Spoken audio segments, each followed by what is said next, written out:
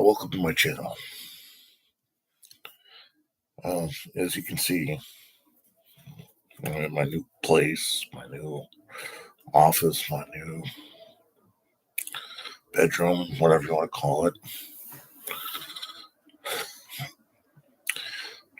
What we're talking about today is 10/17/2024. You take 18, 19, 20, 21, 22, 23, 24, 25, 26, 27, 28, 29, 30, 31, 1, 2, 3, 4, 5. Less than 19 days to election. Historically,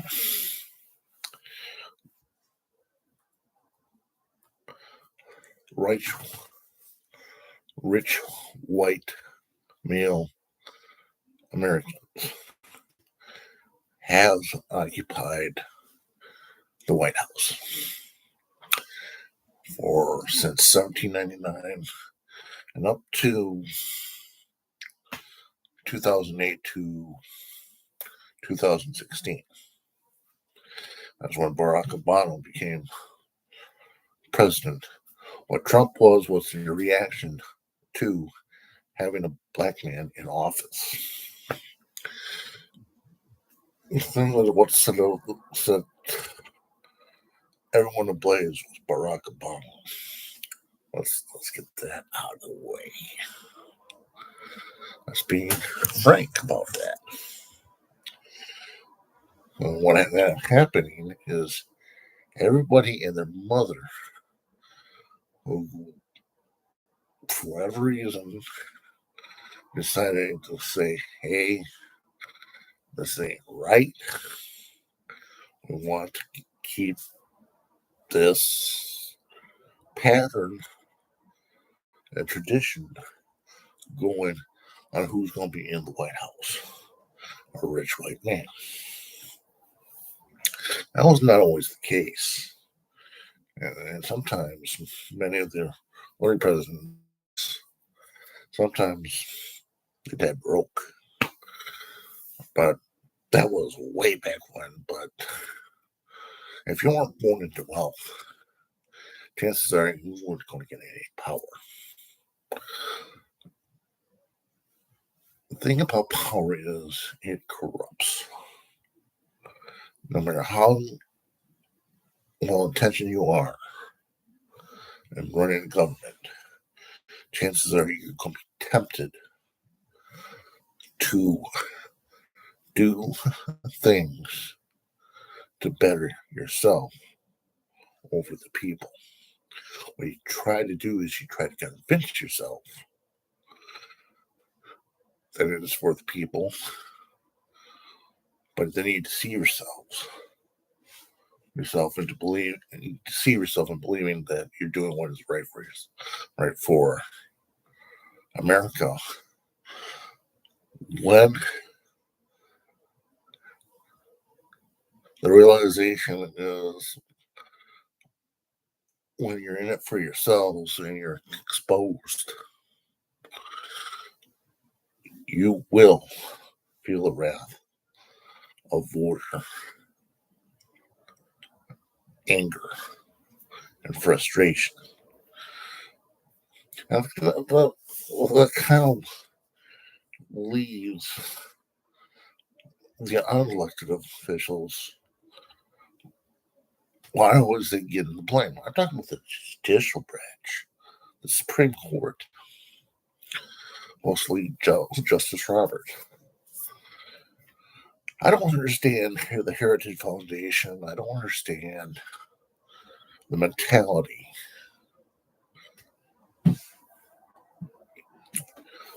of some of these so-called quote-unquote constitutionalists think they know what's better for America.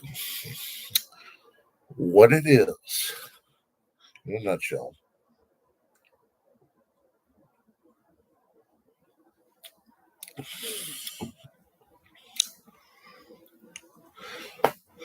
In the early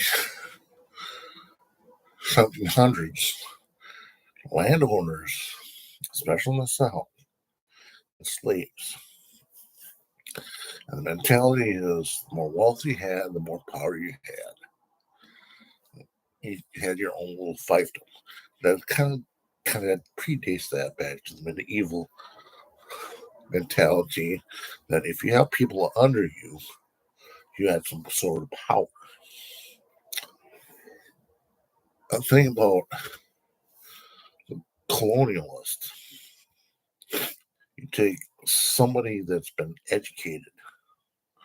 You talk about some of the brilliant thinkers of the day: Benjamin Franklin, Samuel Adams, John Adams, Thomas Jefferson, Alexander Hamilton, James Monroe,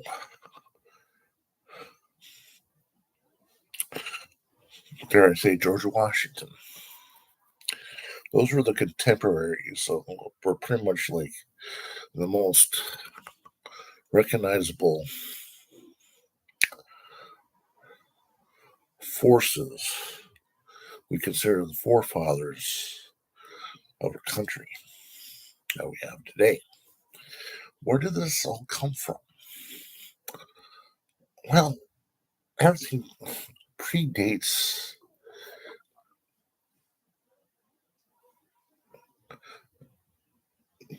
the Renaissance of medieval. What it is was a mixture of Roman theocracy and Greek civics mixed in with a whole bunch of other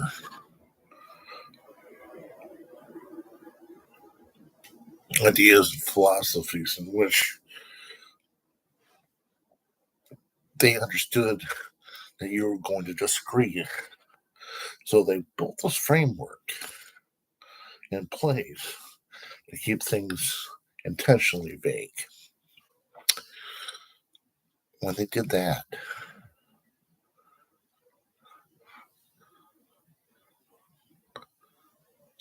what happened was everything was meant for interpretation. So you got this vague framework. So what they did is, all right, states, you can have this to build upon your state's constitutions. And they even broke it down even further. So the states decided to go to the counties and said, okay, the federal government has given us a framework. This is what we need to abide by. And we're going to tailor it to make our laws specific enough, but it still abides by the vagueness of the federal government. And then it's even broken down even further from counties. All right, these are our laws that need to be constantly based upon our state's constitution and the federal government. You see how this sort of breaking down?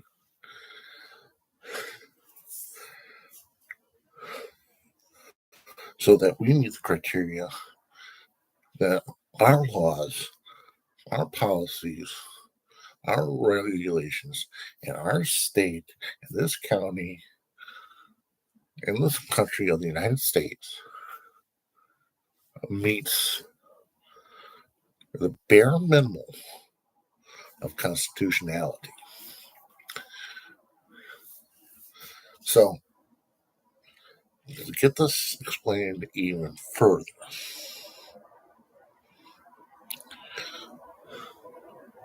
we need to understand where our laws come from.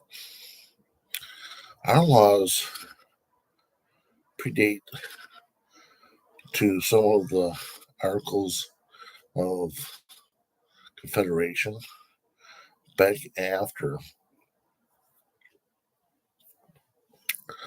the Civil War, which was like a 3 to 5 year confederacy, which things just did not make any sense whatsoever.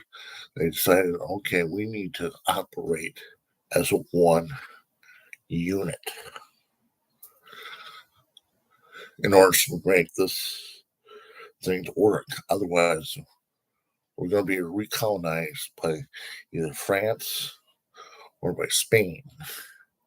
And by now, their colonial powers were starting to dwindle after seeing what happened with us in the Revolutionary War. So by 1787, they came up with this framework so specific that it meets burdens of fairness and no improprieties.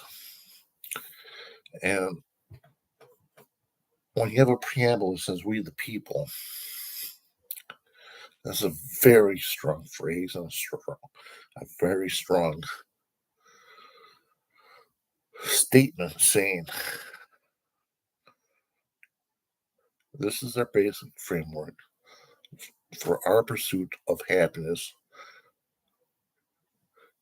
life, liberty, and the pursuit of happiness. This is what we're going to stand for as a whole nation. Now,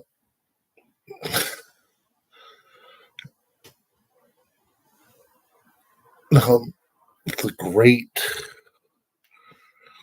experiment kind of forced things to consider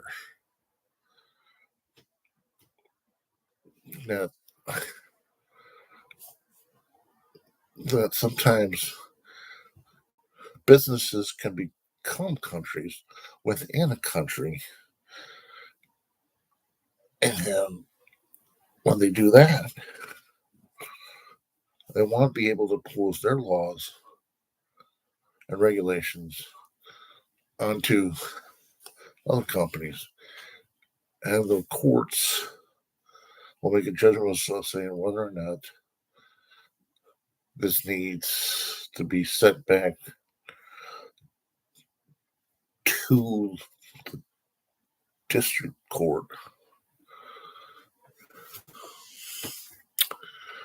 to basically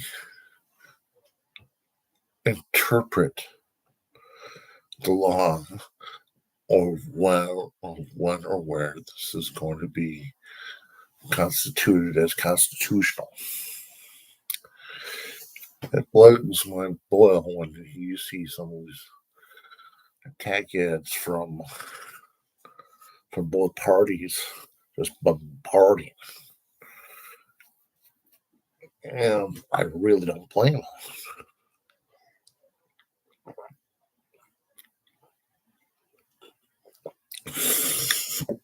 Oh, that's good stuff. Good, clean, pure water. So, my thinking is this. With Project 2025 as a forefront to be able to flesh everything what the Constitution stands for, especially when it comes to elections, they want to eliminate elections altogether and just put in their own dictatorship. How fucked up is that? If the Trump supporters understood what they're doing is wrong.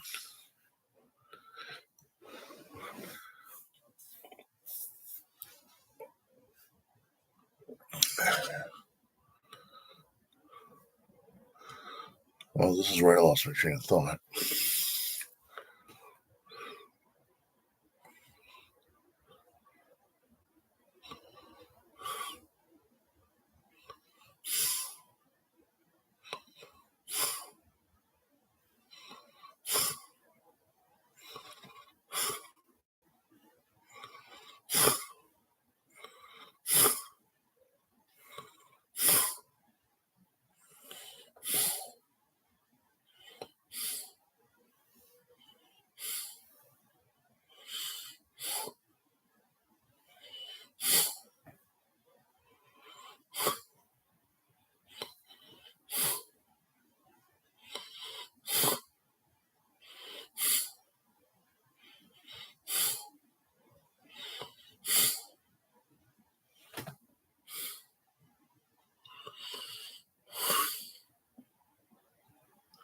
Sorry for the long pause.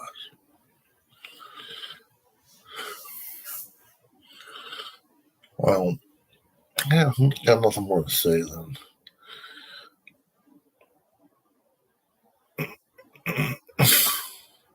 Please do so.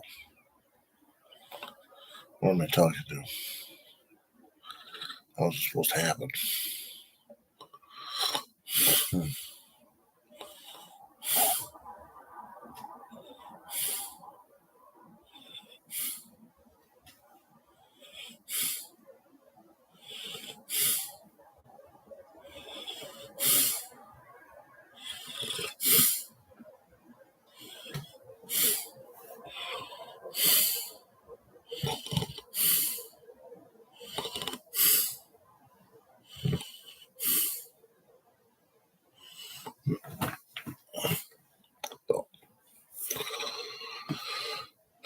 I wish Kamala the best,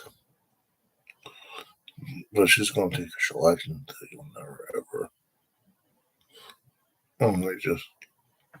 I just may just give this whole thing to you, and you can do whatever you want with it. That's what happens when we fall asleep. We have conversations with imaginary friends. Speaking of which,